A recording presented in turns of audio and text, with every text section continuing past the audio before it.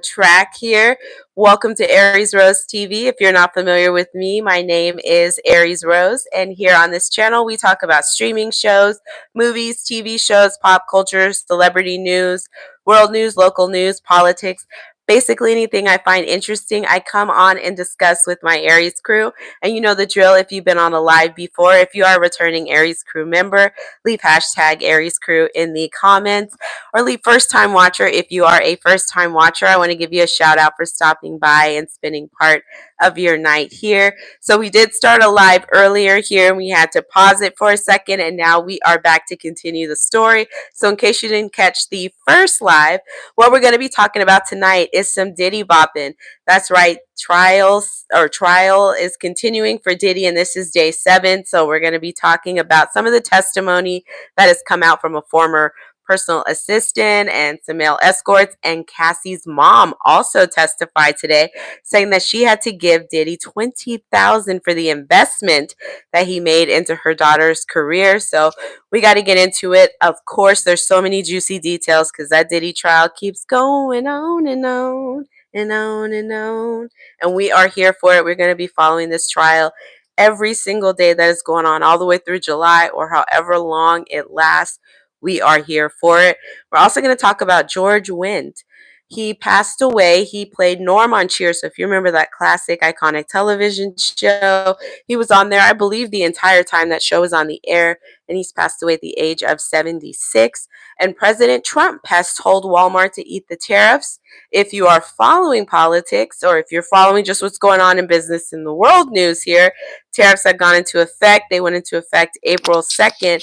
And the tariffs at one point with China was at 145%, which is crazy to me and almost impossible to do when you're trying to do business. That's a really high tariff, and that just happened kind of like overnight. It didn't build into it over time where you can kind of build into the costs. It just was one thing and then poof, it went to that. So it's obviously going to impact places like Walmart that get a lot of their items from China, as far as how much it's going to end up costing to get those items into the United States. And then from there, they're saying now that the costs are going to go up for consumers based on these tariffs here. So we stopped in the midst of that story, and we're going to get back into it because that's something that impacts us all. And if you do shop at Walmart, this is something that can potentially impact you if they do end up going all the way with increasing their costs, which it's my understanding it's not going to be on all things. It's just going to be on some things, but still the way things are going, nobody wants to see their costs go up in any area. So I can imagine that even if it's just a few more bucks, it could, hurt somebody, especially when you're on a tight budget and you just budgeted for everything to kind of stay the way it is. This is going to be a tough year as long as these tariffs stay where they are. And I don't know if it's going to yield the results anytime in the near future, that you're going to see a lot of manufacturing and that type of industry and jobs come back to the United States, because a lot of stuff is done globally now because it's cheaper, less regulations, more options to do things that you can't necessarily do in the United States due to regulations, laws, all other types of stuff. So there's a lot of factors that go into these things, and it's not something that happens overnight. So we'll see how all of this plays out in the long run. If you have not already done so, like the video as you come in. It's a free way to support the channel. It goes a long way and it means a lot. We'd love to have you a part of the Aries crew. If you are not already a part, it's free to join. All you got to do is hit that subscription button. We have fun over here. And then hit that notification bell so you can find out every time we go live, upload videos, shorts, and all that good stuff.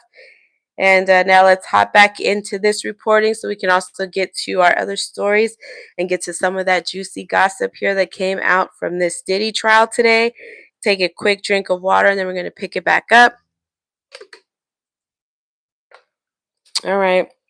So where we left off, we'll just pick back up on that. This is reporting from CNBC regarding Walmart raising their prices here and President Trump telling the company to eat the tariffs. And This was finishing a statement from the Walmart CFO, Chief Financial Officer, John David Rainey.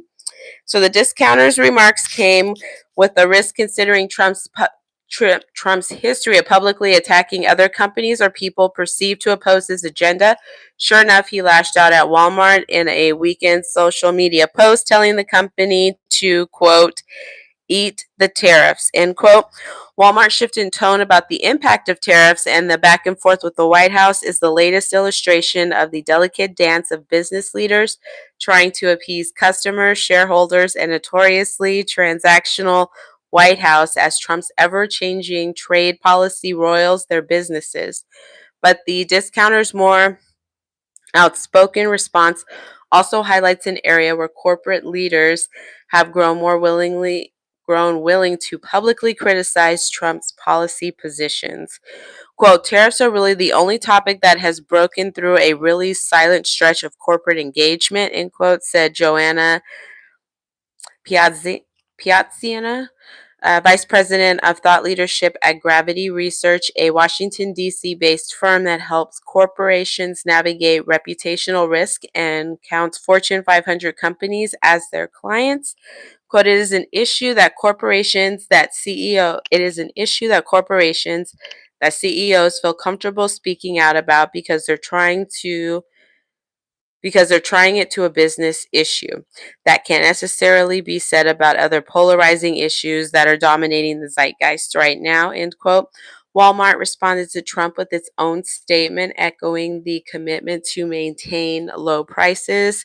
Quote, we've always worked to keep our prices as low as possible and we won't stop, end quote, Walmart said. We'll keep prices as low as we can for as long as we can, given the reality of small retail margins. End quote.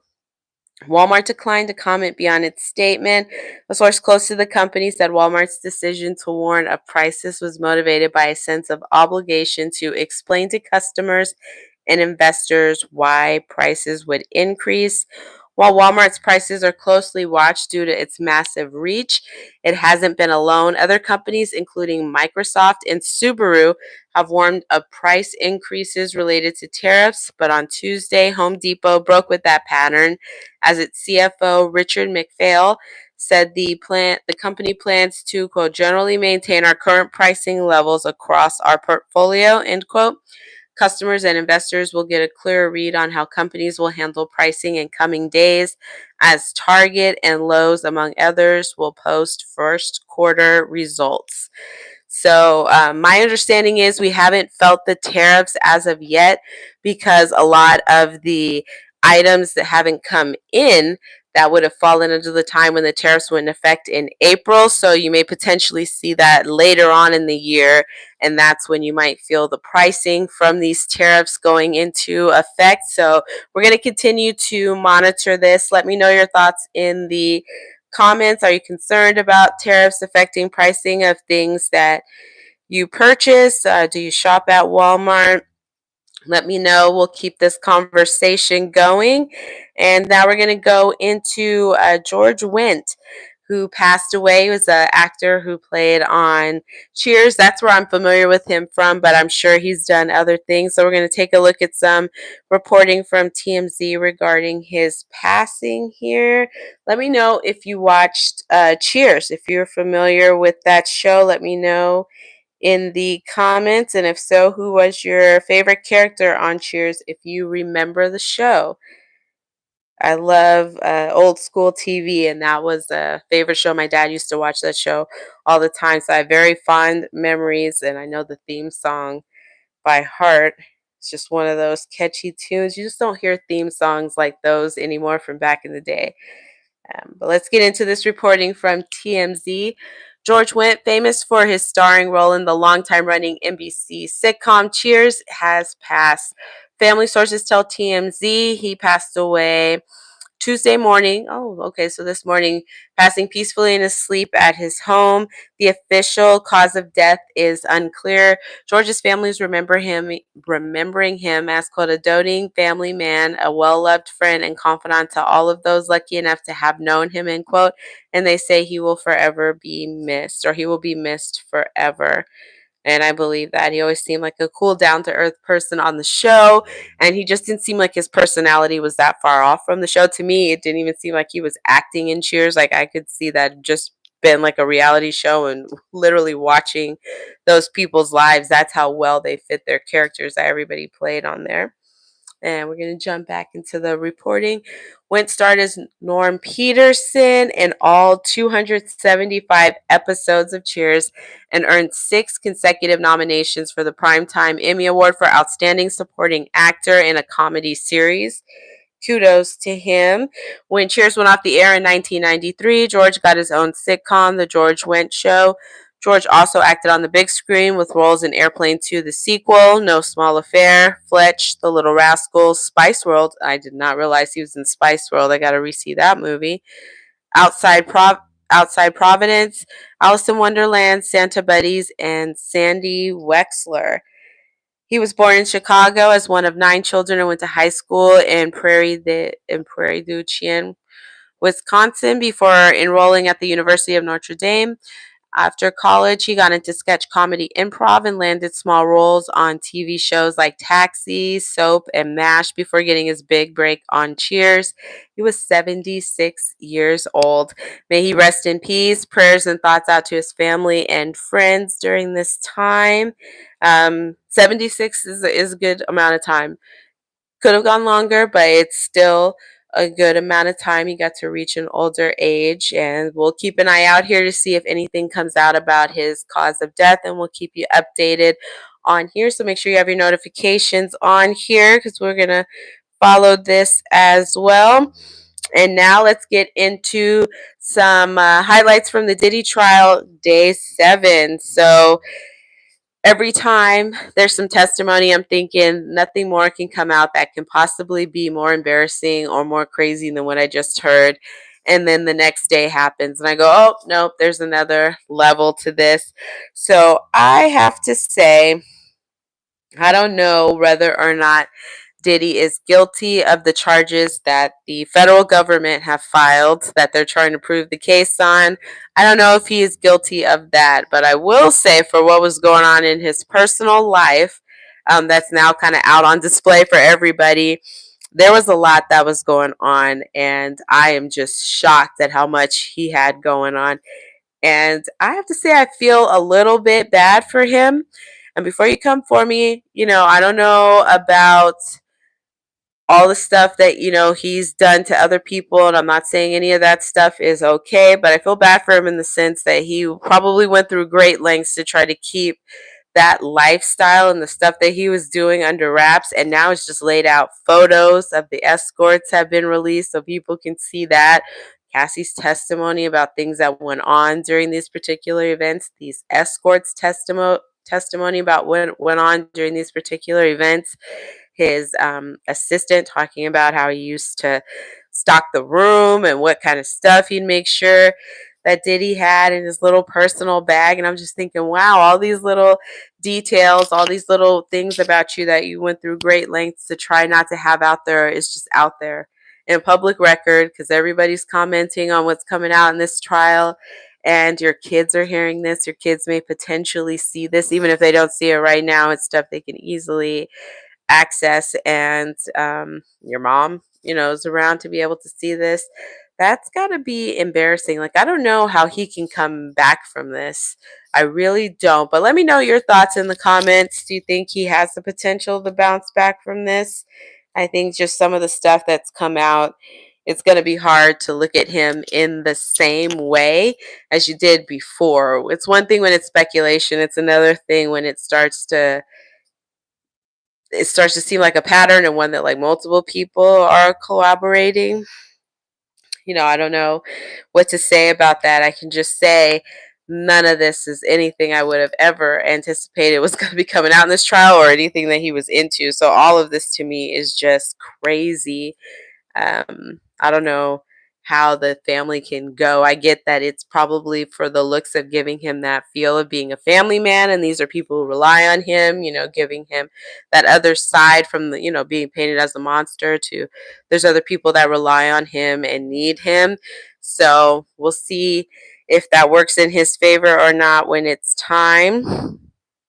And we got some stories to get into. So he had an ex-assistant that went and did some testimony. So we're going to talk about that. This is reporting from TMZ. David James, a former personal assistant to Diddy, is continuing his testimony in the disgraced rap mogul's federal ex-trafficking and racketeering trial in New York City today. And he told the jury about a harrowing incident in Los Angeles involving another titan of the music industry. James was asked about a 2008 incident at Mel's Diner, a restaurant in LA involving former rap mogul Suge Knight, who's currently in prison for an unrelated crime. James described driving a Lincoln Navigator SUV to get cheeseburgers, accompanied by a man named D-Rock.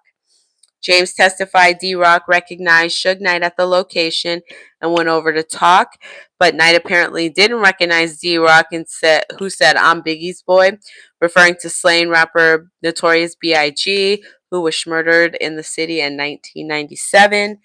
James said that when they noticed four black SUVs on different sides of the parking lot, and he said he saw someone hand Knight a pow pow, D-Rock suggested they leave, and they did. He says they drove back to Diddy's house where he saw Cassie crying, and Diddy got into a different vehicle with James. James testified he saw three pow pows on Diddy's lap when they drove back to Mel's Diner, but Knight was gone. But Diddy ordered him to drive around the block. James testified he was shaken up by the incident and decided to leave the company at that point. He said he declined other offered positions, saying, quote, "My life was at risk," end quote. Let me know what you think about that. I didn't even really know that the beef was still that deep between Suge Knight and Diddy, that he would go to the point of grabbing pow pows and go driving around for him. But I also don't know why an assistant would make that story up.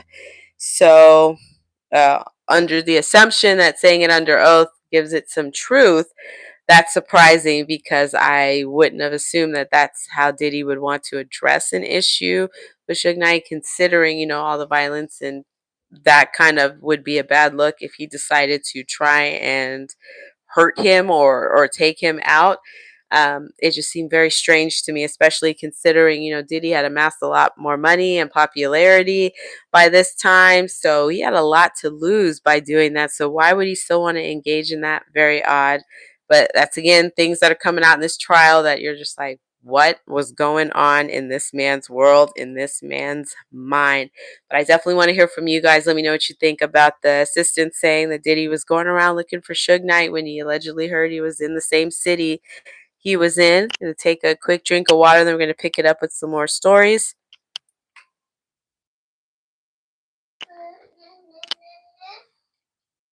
All right, and we got Diddy's ex-assistant. He told me to keep my hands off women. All right, this is a reporting here from TMZ. James told the jury he got upset with let's start from the beginning. Excuse me. David James, a former personal assistant to Diddy, says his boss once gave him some ironic advice, warning him not to get violent with women. During cross-examination from Diddy's defense attorney, Mark Agnifilo, James admitted he got into physical altercation with one of Diddy's former chefs, a woman named Jordan Atkinson. James told the jury he got upset with Chef Jordan at Diddy's home on Star Island in Miami after she tried to tell James how to do his job, offering a suggestion on where he take Diddy. He said he grabbed her by the wrist and told her to, quote, "stay in her effing lane," end quote. Diddy's former assistant says the altercation was the altercation was run up the flagpole at Bad Boy Records, and he says Diddy called him and told him, quote, "you can't be putting your hands on women," end quote. The irony here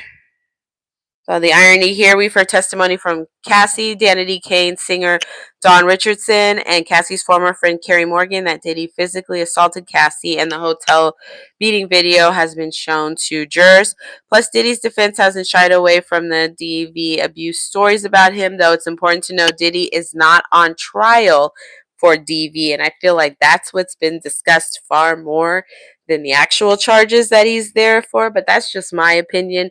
If he was on for DV, I think we could have ended it probably after day one of Cassie's trial.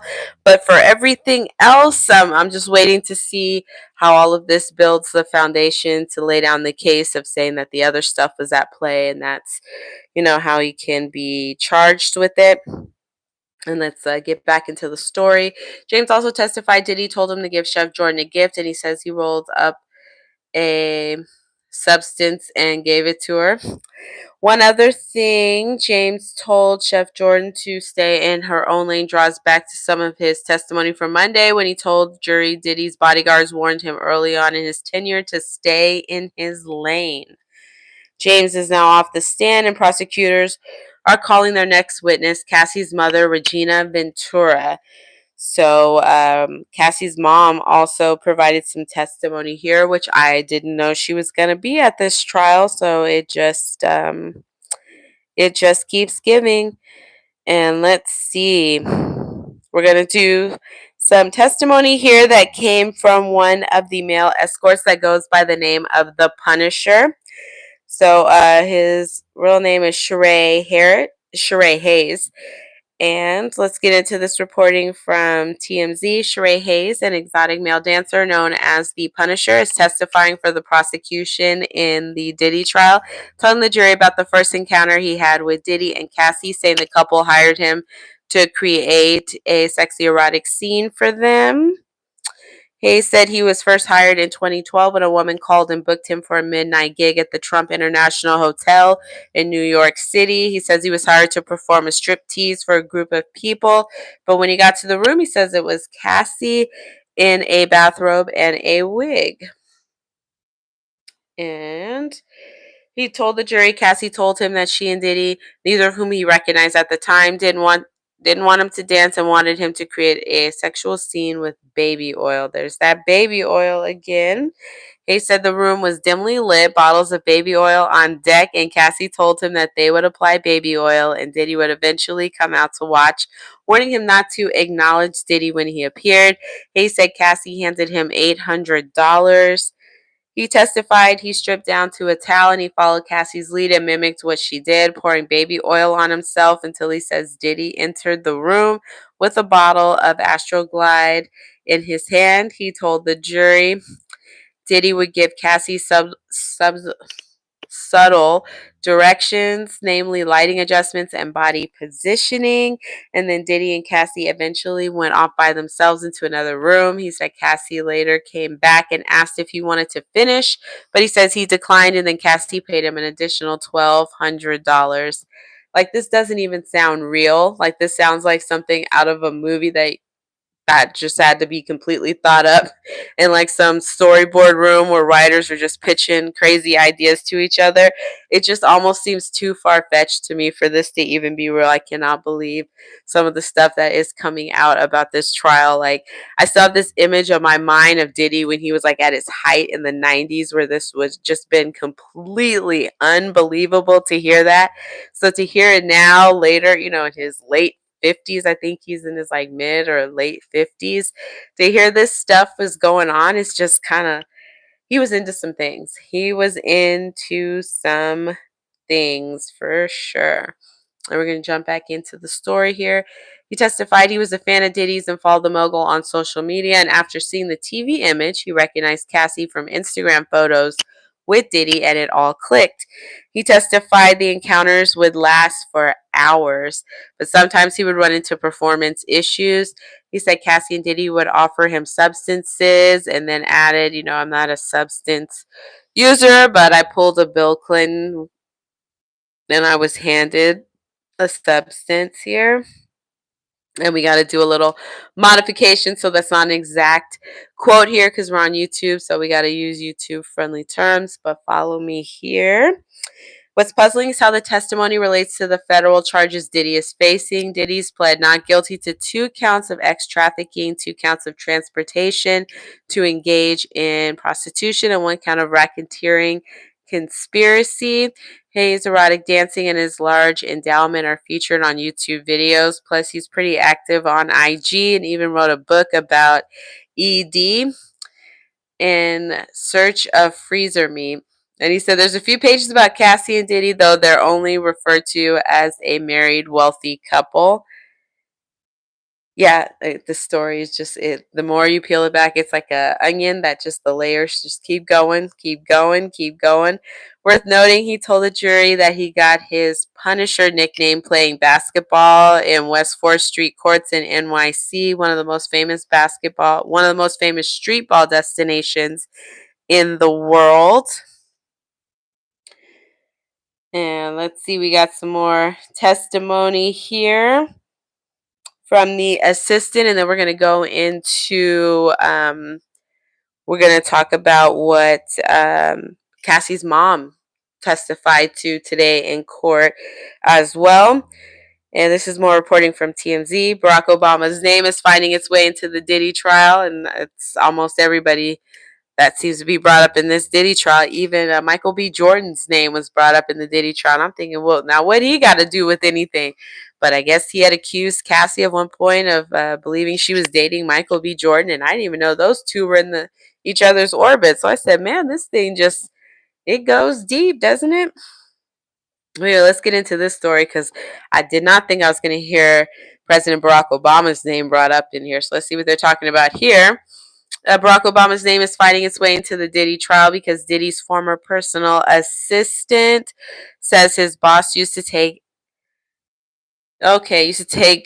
pills shaped like Obama's mug.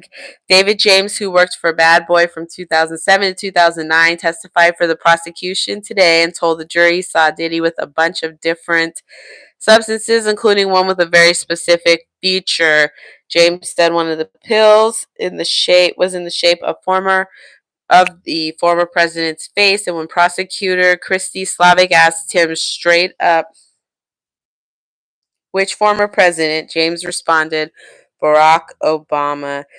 Diddy's treasure trove of substances included Viagra, weight loss pills, sperm count supplements. James testified. As we told you, James also told the jury that he took some substance and drank Ciroc, and Diddy's own brand of alcohol, while employed by Diddy, describing it as Diddy bopping.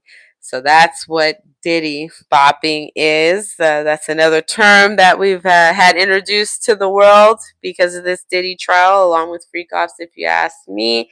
That and I'm done with hearing about those. To tell you the truth, I'm just kind of over that from how much it's been used. And it says earlier in the trial, federal agents testified that they found substances in Diddy's New York hotel room when he was arrested in September 2024, and photos from the search were recently entered as exhibits in the case. So we'll see as this goes on here for the prosecution who's all going to be coming out. I heard, I think I saw something that said Kid Cudi is supposed to testify, and he was somebody who had been dating Cassie in some form or fashion. They were seeing each other, and Diddy had allegedly blew up his car. So we'll see what he will be testifying to, if he in fact does testify, but we will be watching, see if any of that comes up. And now let's see what Cassie's mom testified to. We're going to take a quick drink of water here. Right, and if you haven't already done so, please like the video. It's a free way to support the channel. It means a lot, goes a long way here. Let's get into this story about what Cassie's mom testified to in federal court today. Regina Ventura, Cassie's mother, appeared in a Manhattan courtroom Tuesday to testify in Diddy's federal ex-trafficking and racketeering trial in NYC. She revealed some shocking details about her daughter's relationship with the incarcerated defendant. On the stand, Regina confirmed her daughter dated Sean Diddy Combs after the singer had signed with Bad Boy Records, and she recalls meeting Diddy in 2006 and says her daughter and Diddy started dating, then moved to Los Angeles. Prosecution asked Regina to read a December 2011 message to her from her daughter.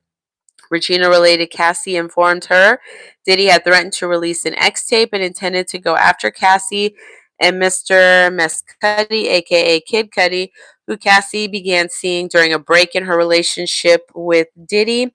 Regina said Diddy demanded $20,000 from her and her husband in order to recoup money she invested in order to recoup money he'd invested in Cassie's career. She said she and her husband took out a home equity loan to cover the amount.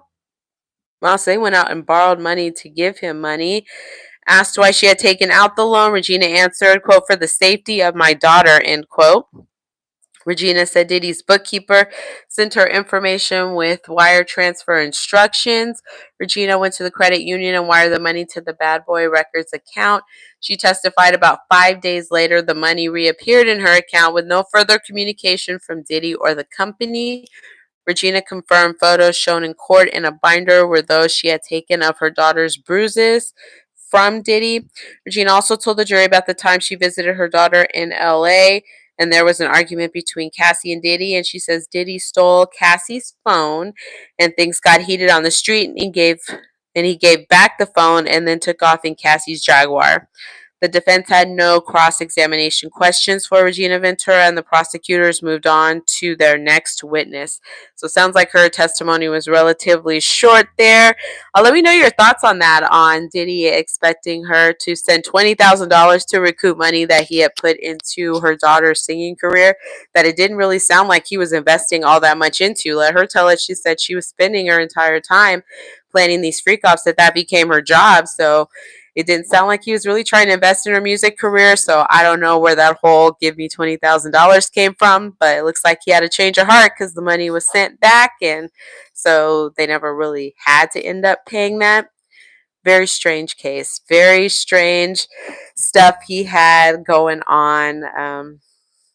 I feel bad for his kids. I really do, because people are going to make comments to them, make fun of them, or this is going to be something that's going to hang over them, although it has nothing to do with them. It just happens to be their father. But we'll see how all of this goes. We are definitely going to be following this case. It's crazy stuff that's being discussed, and we're going to see what the outcome comes out, what the jury ends up going with. So make sure you have your notifications on so you can find out what's discussed on day 8 of this trial. We will be going live. We'll be going back live on Thursday. So Wednesday we won't be going live, but we will of course be taking notes and keeping track of what is discussed. So we'll post on the community page, and then we'll be back live on Thursday and Friday to discuss the Diddy trial and other news as it comes up. Thank you so much for watching. I hope you have a wonderful rest of your evening. We'll see you later, and take care.